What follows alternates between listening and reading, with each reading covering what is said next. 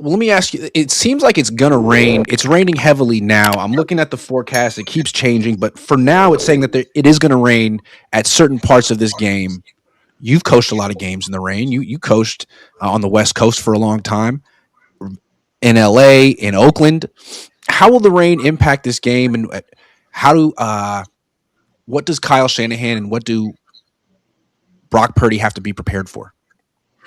Okay, Grant, having been there before, I think the key thing to me is to throw the ball early while the field is still in the best possible shape that it can be in under the conditions. Whether, you have to look at the wind as well as the rain, etc. But that field, even though they've got it tarped and all that, is going to be saturated. So your footing is going to be better, at the beginning of the game than it will be in the second half. The other thing is, I got to look at the crown and think, okay, now, how is it draining? I would think that the footing will be better from the numbers outside rather than in the middle of the field where you have all the bodies mucking it up in the trenches and offensive lines, defensive lines, linebackers. That part of the field will be chewed up more quickly than the outside part of the field. So I think you're going to have better footing to the outside. Plus, you'll have less foot traffic, less bodies in there, so you're going to have a better opportunities to complete more balls with cleaner looks and cleaner throws to the perimeter of the formation than you will if you try to push the ball into the middle of the field where all the bodies are and where it's going to be more torn up more quickly than it will be on the outside. So the other thing I would think about from Kyle's perspective, is I want to be able to throw the ball early. Okay, even if I have to throw checkdowns. Here's the other thing. Footing's going to be critical. A guy like a McCaffrey will be able to use his elusiveness and his moves to even cause greater concern for the Seattle linebacker core and the secondary players in tackling him in space. He's got that, little bit of a juke to him, which is going to be really a benefit for the Niners passing game. You take a guy like a Jennings, who's more of a plotter, heavy-footed guy, not as quick, not as fleet, not as nifty, and he's not going to present the same problem tackling to the Seahawks linebackers and secondary core like McCaffrey will. So there's an advantage. Kittle has that niftiness to him. Hopefully his ankle will be able to hold up well enough, but those are the kind of receivers to whom I can get a quick throw to a guy like that and now force Seattle to tackle them in space. And that's going to be key. Then now the second half of the game, I can go back to more of a, I won't say conservative, but a methodical prospect as the field gets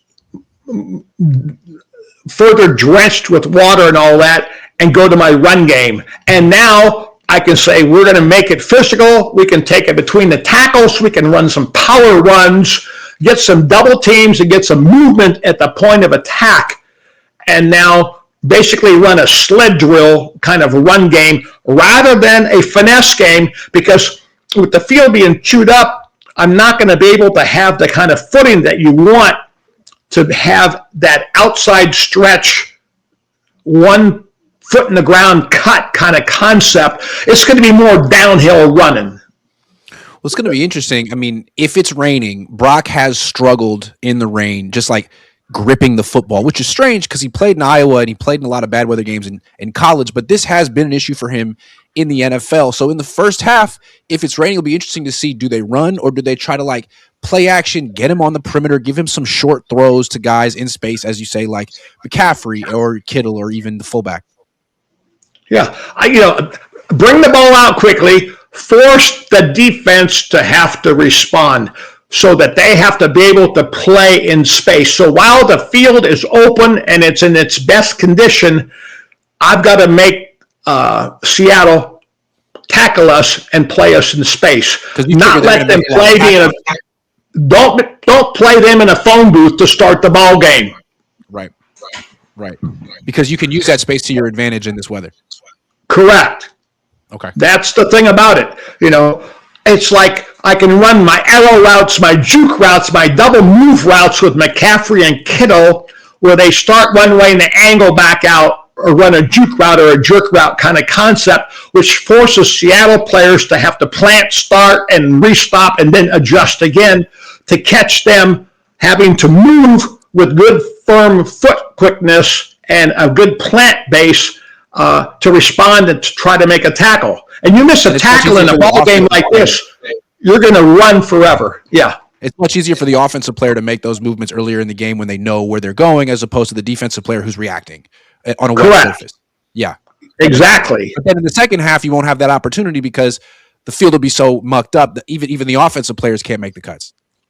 That's why I go more to the downhill run game and think about, a sled drill where, we're going to push the pile, create movement with mass, and just worm our way down the field and basically be a mutter rather than a thoroughbred on the track. So it's probably not going to be a 42-38 game. We'll save the score prediction for later, but are you thinking more of a – well, I asked Clay Kubiak, the Niners offensive coordinator, yesterday, and he said it's going to be a grind. And that doesn't sound like a guy who expects to score 30 points.